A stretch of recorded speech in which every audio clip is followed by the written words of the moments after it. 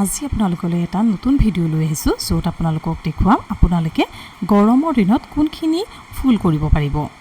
এচকচোন এইজোপা হৈছে J plant বুলি কোৱা হয়।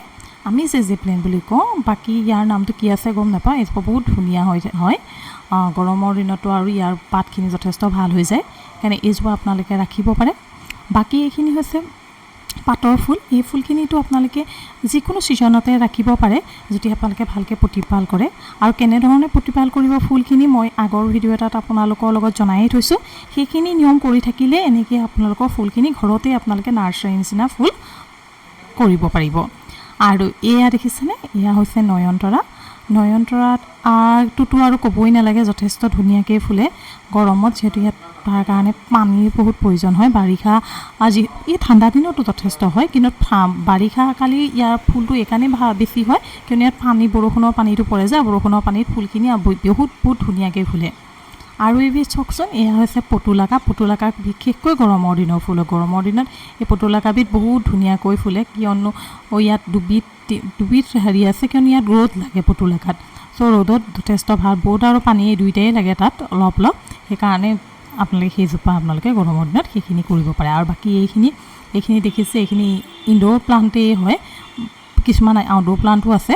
কিন্তু এই গছৰ পাতৰ আৰু এয়া হৈছে ডাইনথাছ। এই ডাইনথাছখিনি কিন্তু ঠাণ্ডা দিনত হোৱা ফুল হয়, কিন্তু তথাপিতো এতিয়াও আছে। আপোনালোকে ইচ্ছা কৰিলে ডাইনথাছ আপোনাৰ গৰম দিনলৈও অলপ দিনৰ কাৰণে ৰাখি থ'ব পাৰিব, যদিহে আপোনালোকে প্ৰতিপাল কৰি ৰাখে। কিয়নো আমি ভাবোঁ যে ডাইনথাছখিনি গৰমত, ডাইনথাছ আৰু ইম্পেৰিছন গৰমত মৰি যায়, নহয়, কাৰণ পানী পালেহে মৰি যায়। সেইকাৰণে পানীৰ পৰা যদি বৰষুণ দিয়ে আপোনালোকে টাবখিনি ভৰাই থ'ব। তেনেকৈ অকণমান প্ৰতিপাল যদি কৰি থয়, তেতিয়াহ'লে আপোনাৰ ডাইনথাছ আৰু ইম্পেৰিছনো আপোনালোকৰ বহুত দিনলৈকে থাকিব। ইয়াত আৰু এতিয়া চাব, সেয়াত ৰ'জো আছে, বগা গোলাপো ফুলি আছে। আৰু এয়াতো তোমালোকে জানেই, অলৰেডি আপোনালোকক দেখাইছোঁৱে। এইখিনিতো ইনড'ৰ প্লাণ্ট হয়। এইখিনিৰ কাৰণে কেনেকৈ যত্ন ল'ব সেইটো ভিডিঅ'টো অলৰেডি কৈয়ে থোৱা আছে। এইখিনিও পাতখিনি ধুই থাকিব মাজে মাজে, ইয়াৰ পাতখিনি ধুই থাকিলে ইয়াৰ শ্বাইনিংটো হৈ থাকে। আৰু এইজোপা হৈছে পিংক ৰ'জ হয়। এই ৰ'জজোপাটো হাইব্ৰিড ৰ'জ হয়, আৰু ইয়াতো দুটা কলি পেলাইছে, দেখিছেনে বাৰু, যথেষ্ট ধুনীয়া ফুলিছে।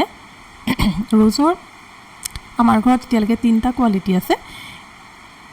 এইপা হৈছে হোৱাইট ৰ'জ। এনেই যিটো আমাৰ নৰ্মেলি যিটো অসমীয়া হোৱাইট ৰ'জ আছে, সেইজোপাটো আছে, সেইজোপা যথেষ্ট ফুলি আছে। আৰু এজোপা কিন্তু খালি হাইব্ৰিড ৰ'জ হয়।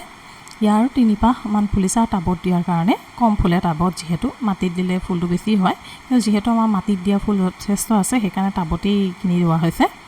আৰু এপাহ আছে, এয়া দেখিছেনে বাৰু, এইপাহ ৰ'জ ইমান ধুনীয়া হৈছে। ইয়াৰো খালি নতুনকৈ প্লান্টেশ্যন কৰা হৈছে, সেইকাৰণে এতিয়ালৈকে এপাহ ফুলিছে আৰু লাহে লাহে ফুলিব। আৰু